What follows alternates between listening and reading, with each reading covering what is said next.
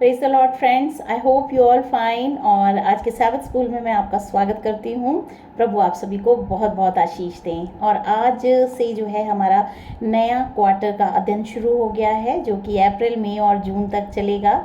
और इसका जो शीर्षक है बहुत ही बढ़िया है, आप बहुत ही नॉलेज गेन कर सकते हैं इससे। इसका नाम है द ग्रेट कंट्रोवर्सी, महान विवाद, और जिसकी उत्पत्ति जो है स्वर्ग में हुई। और हम जानेंगे कि पाप की उत्पत्ति कैसे हुई और किसने की, और हम इसके द्वारा जो है हम प्रभु यीशु मसीह के उद्धार की योजना को हम जान पाएंगे। प्रभु यीशु मसीह उद्धार किस तरीके से इस पृथ्वी पर वो लेके आए, और प्रभु यीशु मसीह ने अपना प्रेम जो है इस संसार के लिए दिखाया है।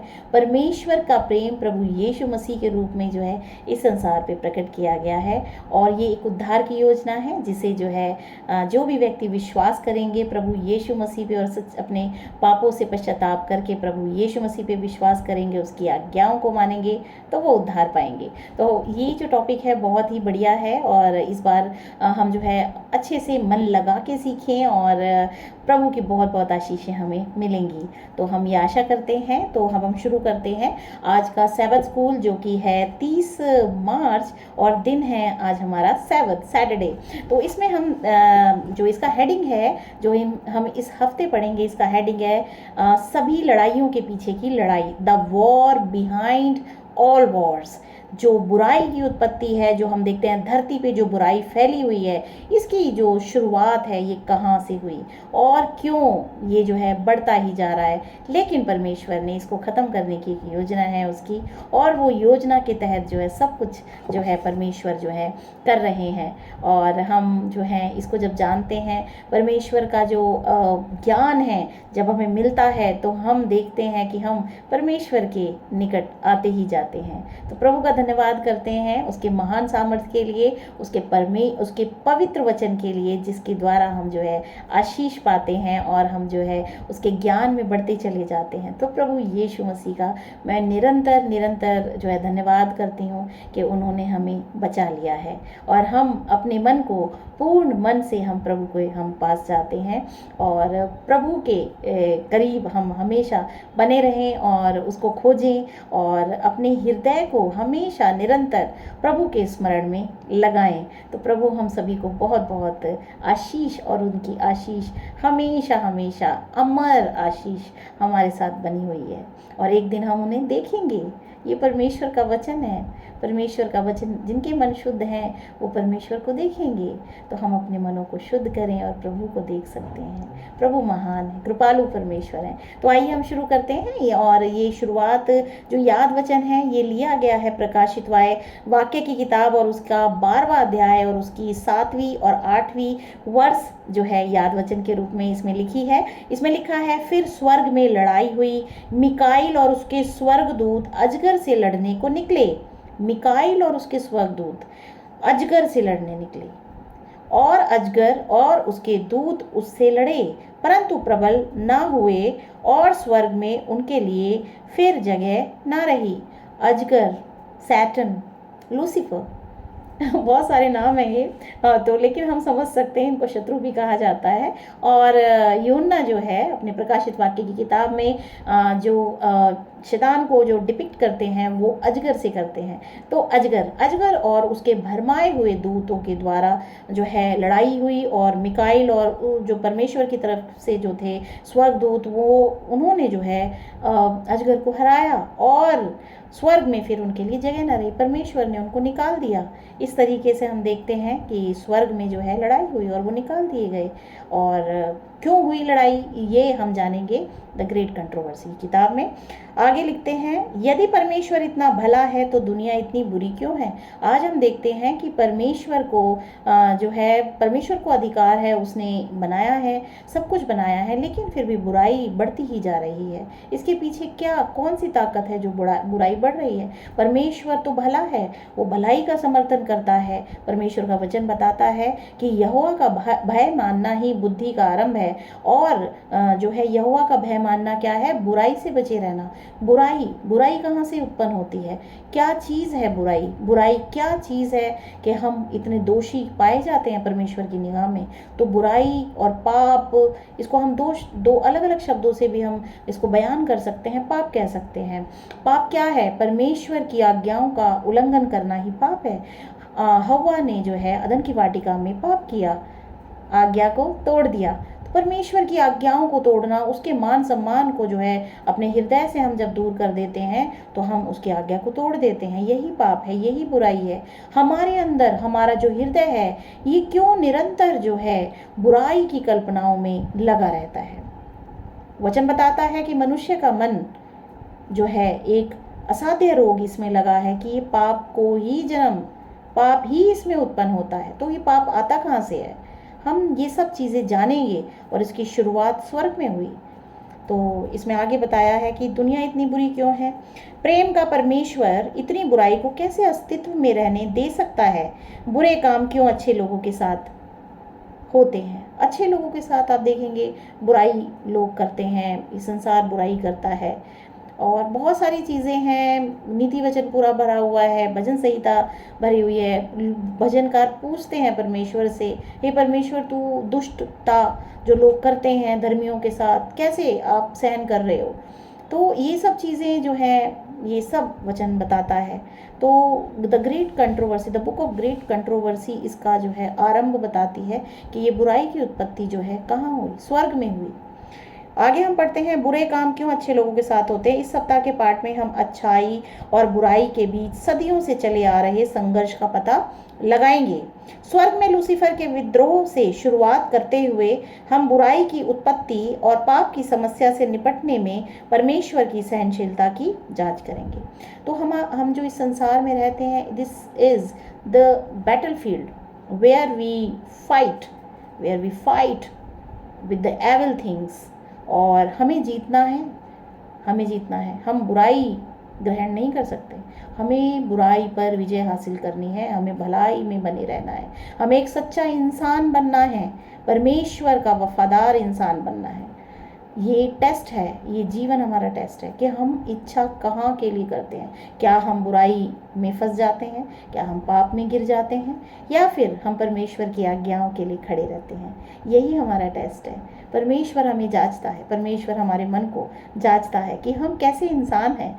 हम स्वच्छ बने, अपने हृदय को स्वच्छ करें। परमेश्वर कहता है अपने हृदय को शुद्ध करो, और शुद्ध हृदय में परमेश्वर की आत्मा वास करती है। यीशु मसीह ने कहा, ये शरीर तुम्हारा जो देह है ये परमेश्वर का मंदिर है, इसमें जो है हम इसको जो है शुद्ध करें। मन, the heart is the main organ in our body and the life comes from our heart. Heart से ही जीवन शुरू होता है। अगर यही दूषित हो जाएगा तो हमारा जीवन जो है किसी काम का नहीं है। तो इसे हम स्वच्छ करें। और ग्रेट कंट्रोवर्सी जब हम इसको जानते हैं कि बुराई की शुरुआत कहाँ हुई, तो हम बुराई से बचते हैं, बुराई से घृणा करेंगे। जब हम परमेश्वर के बच्चे बनने की कोशिश करेंगे तो हम बुराई से बच के रहेंगे, बुराई में नहीं फंसेंगे हम। आगे इस में लिखा है, स्वर्ग में लूसीफर के विद्रोह से शुरुआत करते हुए हम बुराई की उत्पत्ति और पाप की समस्या से निपटने में परमेश्वर की सहनशीलता की जांच करेंगे। यहाँ पे हम देखते हैं स्वर्ग में ही लूसीफर ने जब परमेश्वर के विरोध में आवाज़ उठाई कि मैं, उसको घमंड था, उसको घमंड आ गया। वो एक प्राणी जिसे परमेश्वर ने सृजा अपनी उपासना के लिए, उसे घमंड आ गया। मैं बहुत खूबसूरत हूँ, शक्तिशाली हूँ, तो मैं परमेश्वर से भी, परमेश्वर के सिंहासन से भी ऊंचा अपना सिंहासन लगाऊंगा। तो ये जो है, ये अहंकार ही जो है हर एक चीज़ की जड़ है, बुराई की जड़ है अहंकार। मनुष्य भी जब अहंकार करता है तो वो गिरता है, पाप में गिरता है। इसीलिए ये बुराई से हमें बचने की ज़रूरत है। यहाँ पे हम सहनशीलता, परमेश्वर भी सहनशील होता है। मनुष्य भले ही पापी है, लेकिन परमेश्वर की सहनशीलता उसको एक नया इंसान, अच्छा इंसान बनने का मौका देती है। परमेश्वर की योजना जो क्रूस पे यीशु मसीह के द्वारा इस संसार के ऊपर प्रकट की गई है, परमेश्वर जो है सहनशीलता दिखाते हैं। हर एक मनुष्य जब सच्चे हृदय से परमेश्वर को खोजे और वो अपने पापों की सच्चाई, पापों से पश्चाताप करके प्रभु यीशु मसीह को ग्रहण करे, विश्वास करे और नेक बने और एक अच्छा इंसान बने, आज्ञाकारिता में चले, परमेश्वर की आज्ञाओं को माने, तो वो एक अच्छा इंसान बन सकता है। तो परमेश्वर हमेशा सहनशीलता दिखाते हैं, मनुष्य के प्रति प्रेम दिखाते हैं, वो धीरज धरते हैं कि कब वो इंसान मेरे पास आए और मेरी दया को ग्रहण करे और एक नेक इंसान बन जाए और वो उसे अनंत जीवन देते हैं। तो ये उद्धार की योजना जो कि मनुष्य के लिए दी गई है, हम उसको ग्रहण करें, अहंकारी नहीं बल्कि परमेश्वर के आज्ञाकारी बच्चे बने। आगे बताते हैं, परमेश्वर अविश्वसनीय प्रेम का ईश्वर है, उसका स्वभाव ही प्रेम है। 1 यूहन्ना अध्याय 4 उसकी 7वीं और 8वीं वर्ष बताती है, परमेश्वर प्रेम है। हे प्रियो, हम आपस में प्रेम रखें, क्योंकि प्रेम परमेश्वर से है। जो कोई प्रेम करता है वह परमेश्वर से जन्मा है और परमेश्वर को जानता है। जो प्रेम नहीं रखता वह परमेश्वर को नहीं जानता, क्योंकि परमेश्वर प्रेम है। इसीलिए हम जो है अपने साथ के लोगों के बीच में भी उनसे प्रेम रखें, परमेश्वर से प्रेम करें, सभी से प्रेम करें। प्रेम करना ही जो है भलाई की शुरुआत है। हम जब प्रेम करेंगे किसी से तभी हम उसका भला सोच सकते हैं। तो हम जो है प्रेम करें। आगे लिखा है, उसके सभी कार्य प्रेम पूर्ण हैं। जो भी परमेश्वर कार्य करते हैं वो प्रेम से भरे होते हैं, तभी उनकी शुरुआत हो पाती है। यिर्मयाह अध्याय 31 उसकी 3री वर्ष बताती है, यहोवा ने मुझे दूर से दर्शन दे के कहा है, मैं तुझसे सदा प्रेम रखता आया हूँ, इस कारण मैंने तुझ पर अपनी करुणा बनाए रखी है। और हमेशा ही परमेश्वर के प्रेम और करुणा मनुष्य जाति पे बना रहता है। प्रेम को कभी भी जबरदस्ती, बलपूर्वक या कानून बनाकर नहीं थोपा जा सकता।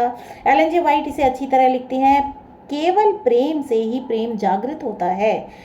इसका क्या मतलब है? प्रेम से ही प्रेम जागृत होता है। जब हम परमेश्वर के प्रेम को जानते हैं तभी हम जो है हमारे हृदय में भी प्रेम जागृत हो सकता है। तो प्रेम को जानने के बाद ही हमारे हृदय में प्रेम जागृत होता है। तो परमेश्वर के प्रेम को हम जानें तो हमारा हृदय भी प्रेम पूर्ण हो जाएगा और हम एक बहुत ही खूबसूरत इंसान जो परमेश्वर ने बनाया है अपने स्वरूप में, हम भी उसके जैसे हो जाएंगे, जो कि प्रेम करेगा सबसे प्रेम कर सकते हैं हम। और हम भलाई में चलेंगे, दूसरों की भलाई सोचेंगे, अच्छा करेंगे। और यही मानव जाति का उद्देश्य है। परमेश्वर ने इसीलिए उसको बनाया कि एक मनुष्य जो है वो भला मनुष्य होना चाहिए।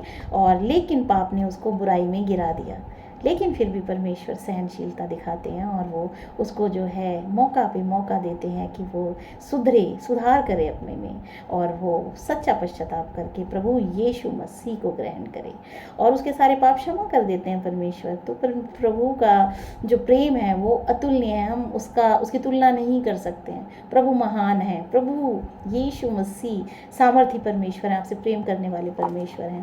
आगे लिखा है कि प्रेम करने की क्षमता को नष्ट करना वास्तव में खुश होने की संभावना को खत्म करना है। तो शैतान ने यही किया कि प्रेम की जो क्षमता है उसको ही खत्म कर दिया, मनुष्य को बुराई में, पाप में गिरा दिया, तो वो पापी बन गया। अब पवित्र आत्मा उसके साथ नहीं होती है तो वो दिन पे दिन उसका जो विवेक है वो उसको कचोटता है अंदर ही अंदर कि तुमने ये गलत काम किया है। वो चैन से नहीं रह पाता और खुश होना खत्म हो जाता है उसकी जिंदगी। भले ही उसके पास सब कुछ है लेकिन उसका विवेक उसको जो कचोटता है कि तूने ये पाप किया, तूने ये बुराई की, तो वो उससे नहीं भाग सकता। दुनिया से मनुष्य भाग सकता है लेकिन खुद से नहीं भाग सकता है। तो उसकी जो खुश होने की संभावना है वो खत्म हो जाती है जब वो पाप में गिर जाता है। परमेश्वर अपने प्रेम से हमारी वफादारी को जीतता है और हम देखते हैं परमेश्वर अपने प्रेम से यीशु मसीह के द्वारा वो हमें वफादार बनाते हैं, हमें जीत रहा है, वो इस संसार से जीत रहा है और हमें बुराई से निकाल के भलाई में जो है वो चला रहा है, एक भला इंसान बना रहा है। और यही जगत के ऊपर विजय पाना है। जब हम संसारिक अभिलाषाएं और बुरी चालों से फिरते हैं, बुरे पापों से फिरते हैं, अपने जीवन में एक अच्छे इंसान बनते हैं तो हम संसार पे विजय प्राप्त करते हैं। तो इस तरह से वो हमें वफादार बनाता है और हमें जिताता है। वह अच्छे और बुरे के बीच के महान विवाद से वह अच्छे और बुरे के बीच के महान विवाद से इस तरह निपट रहा है कि ब्रह्मांड में फिर कभी पाप उत्पन्न नहीं होगा। और वो अपने आज्ञाकारी बच्चों को जब वो बना देगा, और ये पृथ्वी भी आज्ञाकारी बच्चों की जो है वेट कर रही है कि कब परमेश्वर के पुत्र और पुत्रियां प्रकट होंगे, जब पर प्रभु यीशु मसीह का आना होगा। इस तरीके से पाप बहुत बुरा है, वो धरती के ऊपर बुराई फैलाता है, नफरत फैलाता है। ये नफरत आज हम जो देखते हैं लोगों के हृदय में एक दूसरे के बीच में, क्योंकि वो पाप में जीते हैं, इसीलिए नफरत, शैतान उनके दिल में कार्य करता है। लेकिन परमेश्वर प्रेम है। जब आप परमेश्वर को ग्रहण करते हैं तो आपके हृदय से जो है प्रेम की नदियां निकल जाती हैं, और प्रेम ही बन जाते हो आप भलाई के सोता बन जाते हो। यीशु मसीह ने कहा, जो मेरे पास आता है मैं उसे जीवन का वो जल दूंगा, जिसमें कि वो एक अपने में एक झरना बन जाएगा, और वो जो है अनंत झरना बन जाएगा, अनंत नदियां उसके हृदय से निकलेंगी। तो परमेश्वर का वचन इतना सुंदर वचन है, अगर हम इसे ग्रहण करते हैं, हम उसे देखें, हम जानें परमेश्वर के प्रेम को, परमेश्वर को जानें, और आप देखेंगे कि आपका जीवन खुशियों से भर गया है। आनंदित मन आपके पास होगा, आपकी आत्मा शुद्ध हो जाएगी, आपका विवेक आपको जो है महान बनाएगा, महान आपकी गवाही देगा कि आप महान हैं, और आप देखेंगे कि आपका जीवन बदल जाएगा, आप खुश रहेंगे, आप आनंदित रहेंगे, आपके ऊपर परमेश्वर की आशीष रहेगी। इस तरीके से परमेश्वर चाहता है कि उसके वफादार बच्चे जो हैं इस पृथ्वी में उत्पन्न हों और प्रभु को जानें। इसमें आगे लिखा है कि परमेश्वर का उद्देश्य पूरे ब्रह्मांड के सामने यह प्रदर्शित करना है कि उसने हमेशा अपने प्राणियों के सर्वोत्तम हित में कार्य किया है, और उसके आज्ञाकारी बच्चे हृदय से महसूस कर पाएंगे कि परमेश्वर ही उनका सर्वोत्तम हित चाहता है। अच्छे और बुरे के बीच महान विवाद के आलोक में परमेश्वर के प्रेम के चश्मे से दुनिया को देखना हम में से प्रत्येक को आश्वस्त करता है कि गलत पर सही की जीत होगी, और ऐसा हमेशा होता रहेगा। इस तरीके से परमेश्वर की ये महान योजना जो है पूरी हो, और यही सुसमाचार जो है पृथ्वी के ऊपर फैलाया जा रहा है कि हम प्रभु यीशु मसीह को जानें और उसकी जो भलाई, उसकी करुणा को हम हासिल कर सकें। तो प्रभु आप सभी को बहुत बहुत आशीष दें, प्रभु आपके परिवार को बहुत आशीष दें, और आपके हृदय में जो है हमेशा प्रभु यीशु मसीह की आशीष, शांति और प्रेम बना रहे। प्रभु यीशु मसीह आपको बहुत बहुत आशीषित करें। आमीन।